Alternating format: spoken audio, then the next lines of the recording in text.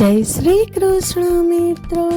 શ્રીમદ ભગવદ્ ગીતા અધ્યાય 18 મોક્ષ સંન્યાસ યોગ, જે દ્રઢ સંકલ્પ યોગ દ્વારા વિકસિત થાય છે અને જે મન, પ્રાણવાયુ તથા ઇન્દ્રિયોની પ્રવૃત્તિઓને નિયંત્રિત કરે છે તે ધૃતિને સત્વગુણી કહેવામાં આવે છે. જે અડગ નિશ્ચય દ્વારા વ્યક્તિ ધર્મ, અર્થ અને કામને આસક્તિ તથા ફળની કામના સાથે ધારણ કરે છે એવો સંકલ્પ રજોગુણી છે. હે પાર્થ, એ દુર્બુદ્ધિપૂર્ણ સંકલ્પ કે જેમાં વ્યક્તિ સ્વપ્ન, ભય, શોક, વિષાદ અને ઘમંડનો ત્યાગ કરતો નથી, તે તમોગુણી ધૃતિ છે.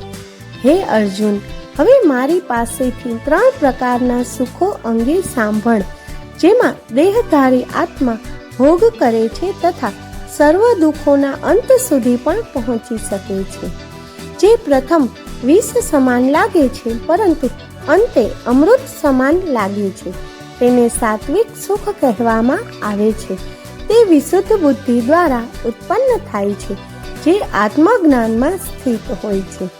એ સુખ રાજસી ગણાય છે, જે ઇન્દ્રિયો દ્વારા તેના વિષયો સાથેના સંસર્ગથી ઉત્પન્ન થાય છે.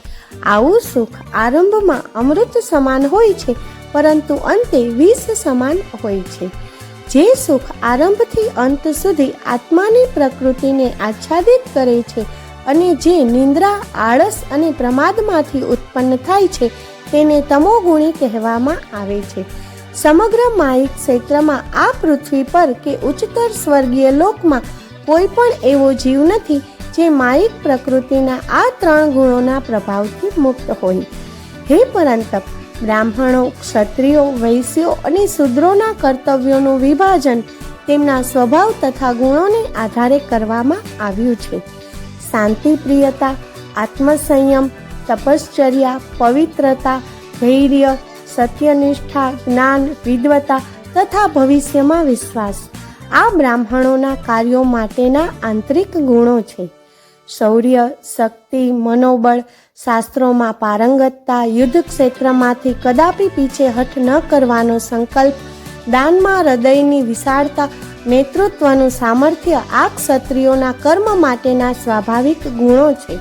કૃષિ, ગૌરક્ષા અને વાણિજ્ય વૈશ્ય ગુણો ધરાવતા લોકોના સ્વાભાવિક કાર્યો છે. કાર્યો દ્વારા સેવા કરવી એ શુદ્ર ગુણો ધરાવતા લોકો માટે સ્વાભાવિક કર્તવ્ય છે. તેમના જન્મજાત ગુણોથી મનુષ્ય પોતાના કર્તવ્યોની પરિપૂર્તિ કરીને સિદ્ધિ પ્રાપ્ત કરી શકે છે. હવે મારી પાસેથી સાંભળ કે વ્યક્તિ કેવી રીતે પોતાના નિયત કર્તવ્યોનું પાલન કરીને સિદ્ધ બની શકે છે. વ્યક્તિના પોતાની પ્રાકૃતિક વૃત્તિનું પાલન કરીને મનુષ્ય સ્રષ્ટાની આરાધના કરે છે, જે સર્વ જીવોનું ઉદ્ભવ સ્થાન છે અને જેના દ્વારા સમગ્ર બ્રહ્માંડ વ્યાપ્ત છે. આવા કર્તવ્યનું પાલન કરીને મનુષ્ય સરળતાથી સિદ્ધિ પ્રાપ્ત કરે છે. અન્ય કોઈના ધર્મને શ્રેષ્ઠ રીતે કરવા કરતાં ક્ષતિયુક્ત રીતે પણ પોતાના સ્વધર્મનું પાલન કરવું અધિક શ્રેષ્ઠ છે. પોતાના સ્વાભાવિક કર્તવ્યોનું પાલન કરવાથી મનુષ્ય પાપથી પ્રભાવિત થતો નથી. હે કુંતી પુત્ર, વ્યક્તિએ તેના પ્રકૃતિજન્ય કર્તવ્યોનો ત્યાગ કરવો જોઈએ નહીં, ભલે પછી તેમાં દોષ જોવા મળે.